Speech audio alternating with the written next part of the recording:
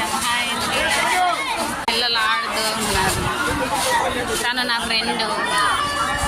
చూసారా జనాలు ఎంతమంది ఉన్నారు. ఇది నా ఫ్రెండ్ కూతురు, ఇది నా ఫ్రెండ్.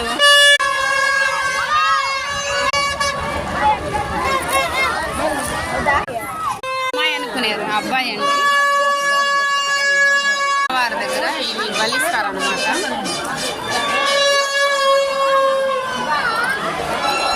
టెంకాయ కొట్టుకునే దానికి వచ్చారండి అమ్మవారిని దర్శించుకొని. మొక్కుకున్నప్పుడు దుత్తలతోటి నెత్తి మీద పెట్టుకొని తిరిగేసి ఇక్కడ ఇచ్చే బ్యాంగిల్స్, వాళ్ళకి కావాల్సిన బొమ్మలు అవన్నీ.